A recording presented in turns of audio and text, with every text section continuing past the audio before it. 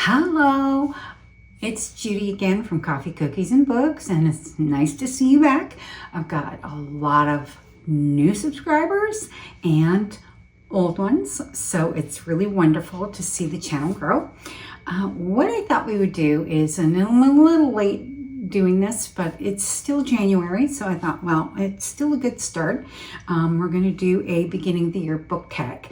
So it's a list of 18 questions, and I'm going to go over those. And then my thought is when December rolls around, we'll look back on my answers to those 18 questions and see how I did.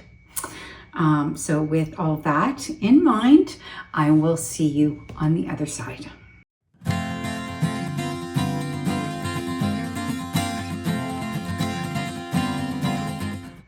So here we are, and I've got 18 really great questions. I picked up these questions off Tori from Novel Life, and I know that she got them from somebody else, and you know, it's just one of those things that kind of bounces around amongst everybody. And I just really loved the idea of doing this to kind of start the year off and then see where I go from there. So I'm just going to go through and answer the 18 questions that we have. So the first question is, how many books are you planning on reading for 2025? So last year I had set my goal to 45, and I actually read, I think, almost double that goal. I think 87, 88, somewhere in around there. So I did really well. And I didn't overexert myself. It was just a natural reading process, and my hope is to continue on with that. So I have set my 2025 goal for 50, and I think that that's actually a very reasonable goal.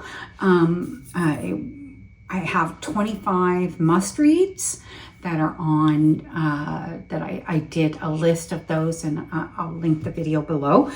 And then I have challenges, and I will go over those in a separate video. But anyway, so that's kind of where I'm at with it. I think it's not going to be hard to reach the 50. You know, if I'm not thinking that I'm going to double that number or anything. Nope, 50 is it. And I just want to take a nice, slow, easy pace and enjoy what I'm reading. But, you know, I did really great for January so far. I think I've actually read through almost everything that was on the TBR for January already. And we're only halfway through the month when I'm filming this video. So doing pretty good. And I think that's like 9 books I had between Kindle and in print. So pretty proud that I managed to do that, and it wasn't even a stretch, and that was just in the first 2 weeks of the month. So really, really good. All right, so then what is a book you're likely to reread this year? So one of the books that I'm definitely going to reread this year is The Girl with the Dragon Tattoo. I want to read the 3 books. I only read the first one. This was years ago. I read the first one, and I started the second one. For some unknown reason, I never finished them, and I know I wanted to. I did see the 3-movie series that was Swedish, and it had the English subtitles, and I remembered I really wanted to read those 3 books. So The Girl with the Dragon Tattoo, you will see, is on one of my reading challenges, so that's going to get reread for sure.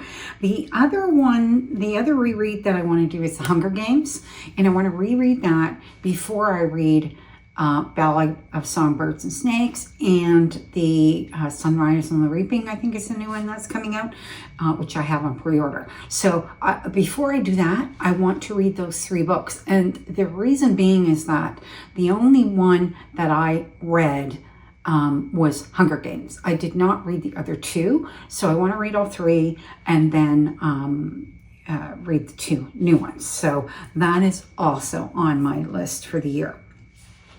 And then it says a priority read on your 2025 TBR. So one of the priority reads that I had that's on my 25 for 2025 is the final Crescent City. I think it's House of Flame and Shadow, I think might be the one. It's the third one in the series, and it will finish off that series. So that one's a must. The other one there are 3 more to read for the Naturals series, and one of them is on one of my reading challenges, so I've done that, but it is also priority. I want to finish those 3 because I read the first one in 2024. And then the other one that I want to obviously continue is the Expanse sci-fi series. It's the one that began with Leviathan Wakes, which was a 5-star for me in 2024. So I really want to continue on with that, and you'll see the next book in the series is in on one of my reading challenges, and then the other one is on my 25 for 2025. So they're definitely going to get read. Okay. So then it says an author, a fourth question is an author you won't be reading more books from this year. I don't really have any authors that have put me off to the point where I will not read them. So, I mean, are there authors whose books I do not gravitate to? Probably. I like Stephen King. I read a lot of Stephen King's books. I don't have anything new of his that is on my TBR to be read. So it's not that I don't want to read any of his books. I just don't have any interest in any of the newer ones, and I've read pretty much everything that I want to read from him. So it's kind of like one of those instances where I don't expect to read anything from him, but if I did, I did. That kind of thing. So, but I don't really think that there are any particular authors. Like one author that comes to mind that I know right now, people are saying, well, I don't want to read his books because of what he's being accused of, is Neil Gaiman. And honestly, I've never read any of his books, don't plan to read any of them, but that doesn't really have anything to do with what he's being accused of. It's more that I have no interest in reading any of his books. So that's just, my take on it. There are just sometimes when it's very hard to separate the author from the person. In that particular case, I think it's a justified type of thing that people are taking the route of they just do not want to support him anymore. And I understand that totally. I think that's fair. So the fifth question is something new you want to read, new genres or tropes. Well, one of the things that I really would like to try to read more of is women's literary fiction. I don't read a lot of that, and I have purchased a collection of many of Kristen Hanna's books, including The Women and a few other ones that I would really like to try to get to this year. If it happens that I don't, I'd probably be a little disappointed, but that would be one. And then another one that came to mind is I'd really like to read Yellowface by R.F. Kuang. That one has kind of interested me for a while, and haven't bought it yet, but I'd like to put that on my TBR, so that is another possibility. So those are those kind of where I'm at. I mean, I do tend to read a fairly broad range of types of books. Probably classics I don't read as much of now, but I have read them. So, these are things that I will read, and nonfiction included. I'll read a lot of nonfiction too. So those things are pretty much on my list already, but literary fiction, in particular women's literary fiction, I do not read pretty much any of that. So that's something that I'd really like to explore in 2025. So hopefully we will get there. Then a popular book you want to read, and I have it. It's on my shelves, and I've never read any of her books, and that is Funny Story by Emily Henry. I really want to read this book, and I don't know why, but I just have not gotten around to it. It is in my jar. I mean, hopefully it'll get pulled this year, you know, fingers crossed, but it does seem like a really great book and is one that I am intrigued enough to want to read it. So hopefully we'll get there and I'll get a chance to read it. I didn't put it on my 25 must-reads for 2025. Probably should have, but I didn't. But hopefully we'll get to read it. It may be one of those ones that I'll pull it and, you know, I'm going to read it anyway. And there will be a few that are like that, including the ones, anything that I'm going to reread. It's just something that I'm going to pull at a certain point in time through the year and I'll reread them. So, okay. So then a bookish goal for 2025. So the one thing that I've never done heavily, I've only kind of done it a little bit, and that is tracking my reading.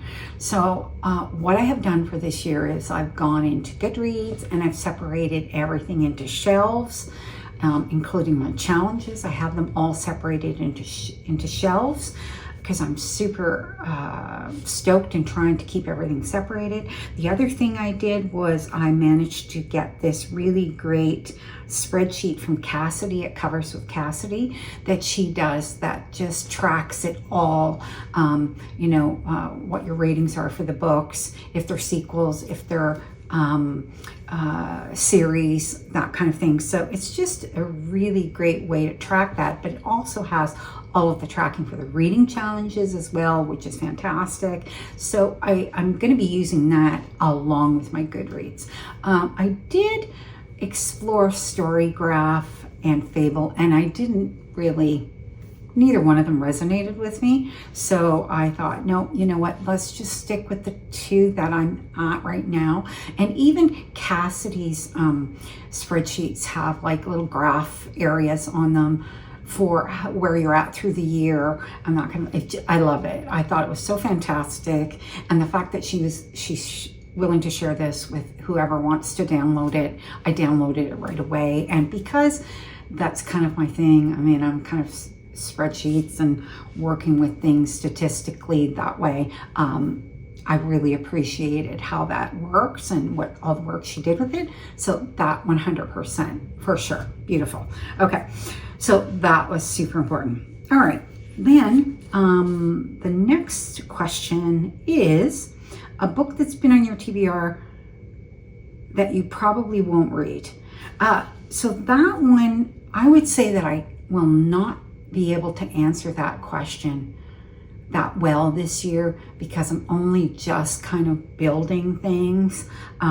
So probably that might be something that I would look at the end of the year, and maybe perhaps when January comes and we do this all over again, then I can look back and say, you know what, there might be something that I'm not going to read. And in a lot of cases, that might be because I read book one of a series and it's like, you know what, I'm not going to continue on the series.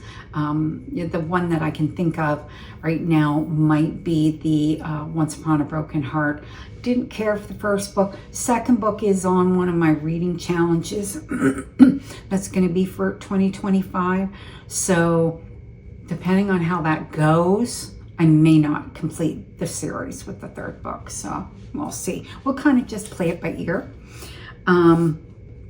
Okay, so then a series you want to read this year. So a series that I would like to start this year, if I can, is the Sun Eater series. So that's the Empire of Silence, something like that is the first book. Emperor of Silence, I can't remember the exact title offhand, but I will put it up here. That's the first book in the series. I do have the first book in the series. I believe it's a 6-book series. And I had sci-fi based, which of course I really like that. So that is a series that I'm hoping to start this year. If I can get to it, then great. Might be another one of those ones that I just automatically put it on my TBR if I don't pull it. So, okay. Your auto-buy authors in 2025. Well, I have most of the authors that I do buy that are automatic are my romance authors. So there is Susan Stoker, Brittany Shahin, Anna Hackett, Chris Michaels. They all write romantic suspense, essentially, and I do read almost all of their books. So, whatever they come out with, I'm going to likely read, and I know that they are all going to have books coming out this year. Chris Michaels in particular has a new series that is kind of a portion from her previous series, which was quite a long romantic suspense series, and which is The Guardians, I think it was, and this is another section of The Guardians, but this is like the next generation. And she's just starting those books, and they're coming out. So I believe the first one's in February. So I will be getting those and reading those. Okay, so then a book to show adaptation you're excited for. None. I can answer that question pretty easily. I don't really watch a lot of TV, and anything that I do watch that is television is typically cooking shows, home improvement shows, that kind of thing. I don't really watch a lot of other TVs. I don't watch a ton of series. The only thing that I watched recently was CSI. Sometimes I like to watch that. And a lot of times, sometimes I'll watch some of the back episodes of like Criminal Minds and Bones and things like that. So I'll watch those, but I'm not really a big TV person. So that's how come I like to read. That's where I get my enjoyment. And I think because I'm on the computer all day, the last thing I want to do is sit in front of a television. So that's kind of, I think, why I've stopped watching TV more and more, is for that reason. Okay, so then a sequel you're anticipating. Let's see, is that right? Just let me double check. Yes, so that's the next one, a sequel you're anticipating. So I know there's a ton of sequels coming out this year. I don't have anything specific that I am particularly anticipating. Like I do have a few books that are on pre-order that are parts of series, but I'm not going to read them as soon as they come in. So I can't think of anything in particular. Obviously, I have mentioned that I want to read the what do you call it? The Hunger Games. Sorry, that's like something. I want to read the Hunger Games series and reread that before I read the sequel. So obviously, that's a sequel that I'm looking forward to, and I really do want to read it because it is Haymitch's story, and that really appeals to me. So there are ones, but they're not like super priority or anything like that. Bookish things you're leaving behind in 2024.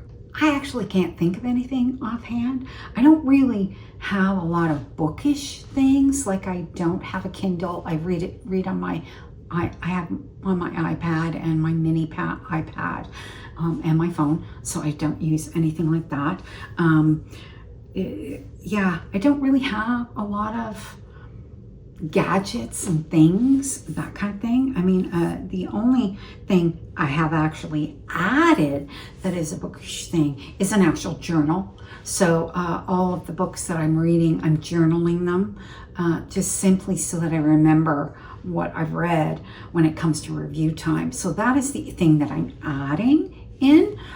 So there really isn't anything that I'm taking away. And as I said, I've added in the following it on the spreadsheet, and also really going through and separating everything out, my Goodreads. So it's all new for me, not taking away at this point. And that's because my channel's new, and doing this heavy tracking of everything is all new to me. So I'm just going to try to keep it at that. And maybe next year, again, maybe then I'll have a chance to kind of relook at all of this and decide if there are things that I don't want to do again in 2026. So we'll see where that goes. Okay, so the next one is what to expect from this account. So as I mentioned, I just started this channel in October 2024, and I'm going to be exploring a lot of different things that I can give you based on what I'm seeing that other YouTubers are doing, because obviously I have to find my footing in how I'm going to do this. I mean, I am going to bring you TBRs. I am going to bring you, reviews of what I've read. Now, I'm kind of weighing the idea of not providing star ratings, just giving you my impressions of books. And I may very well do that because I read a large variety of books, and perhaps just separate out the ones that were my absolute favorites. And then, if you want to see my actual ratings for them, you can go to Goodreads to get my ratings and to read my reviews. So I may try that.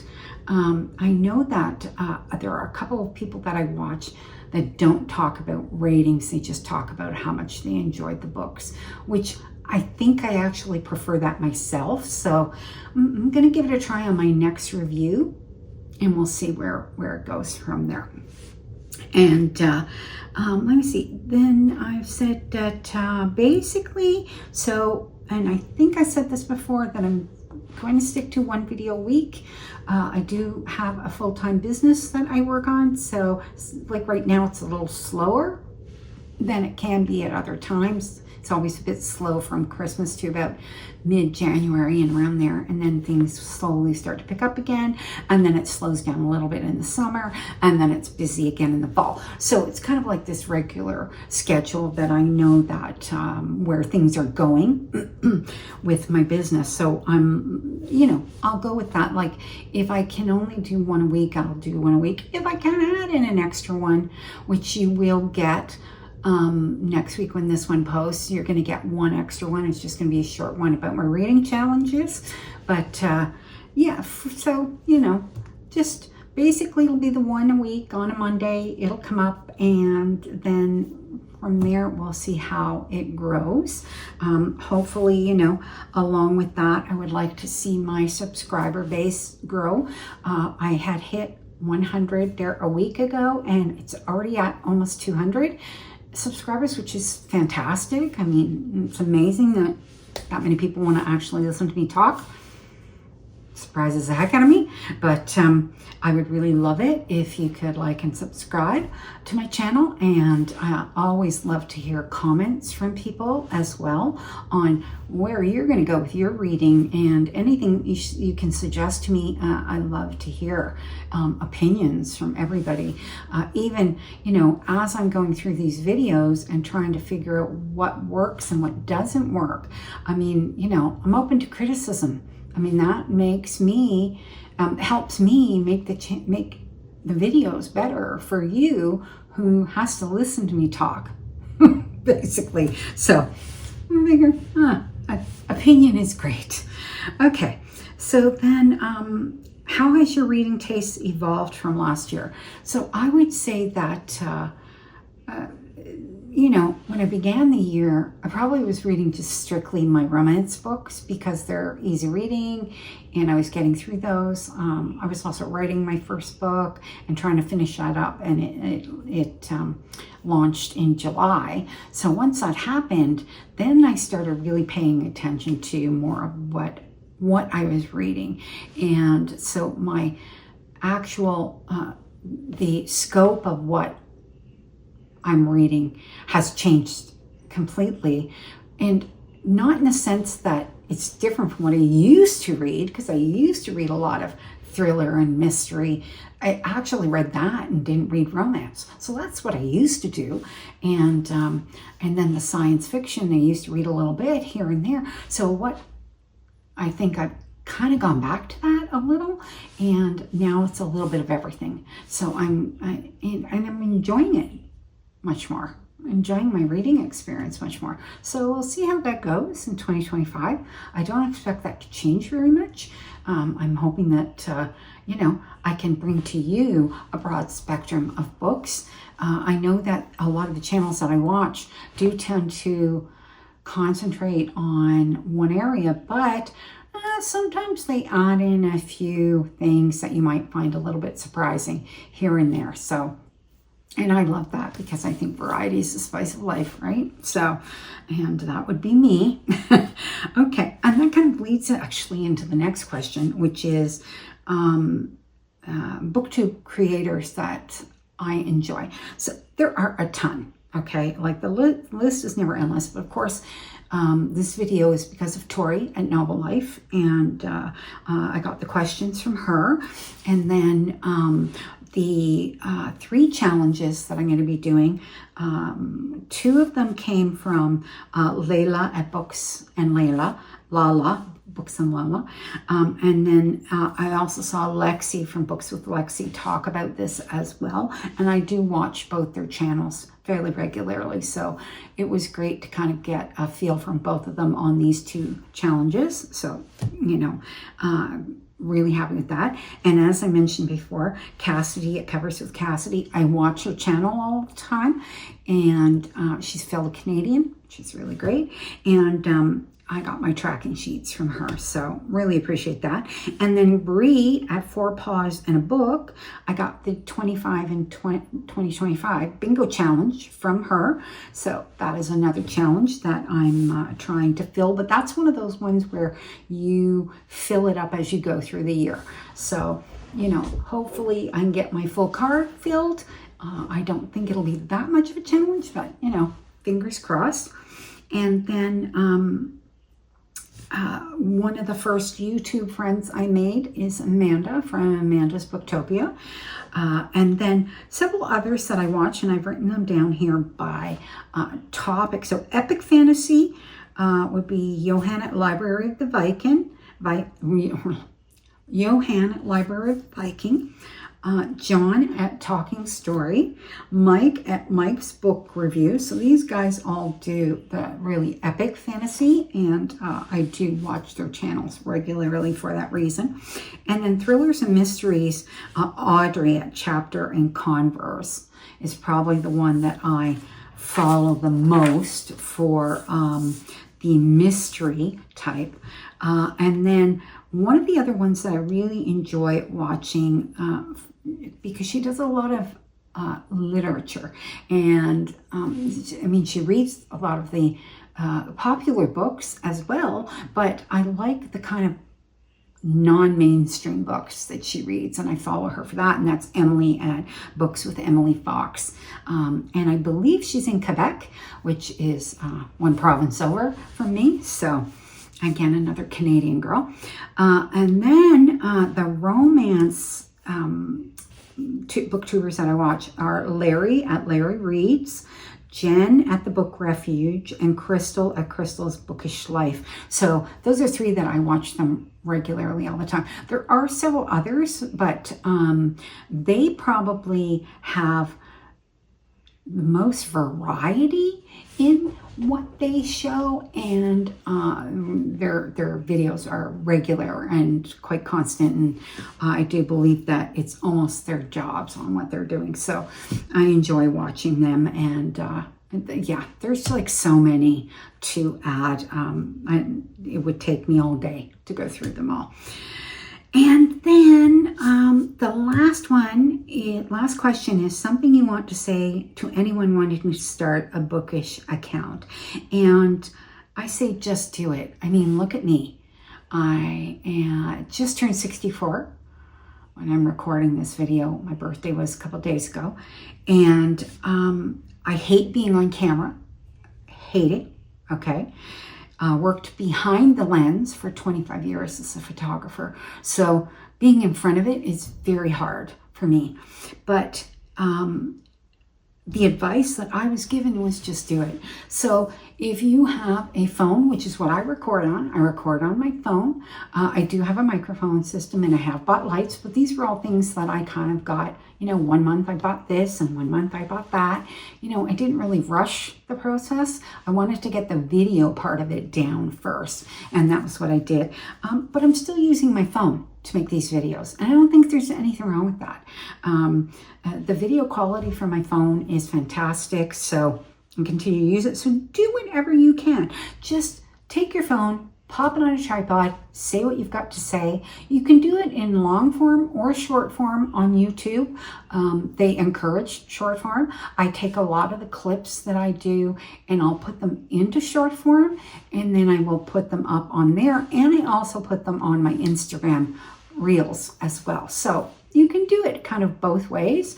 In order to get to the point where you actually monetize your channel in YouTube, you have to reach a certain number of plateaus to get to the point where they allow you to earn money. And I'm not anywhere near any of those plateaus. I mean, if I get there this year coming, great. If I don't, that's not really my goal. My goal is that I have something to say and I have something to share, and I make the YouTube videos for that reason. So if that's how you feel, then you go ahead and make your YouTube videos as well. And I guess that's it. So I'm just going to wish everybody well, and I hope everyone has a fantastic 2025. Things are starting off with a bang here, and I'm hoping to really be able to continue this channel and grow the channel. And again, would really love it if you could like, subscribe, and comment below. That would be fantastic, and I will see you in the next video.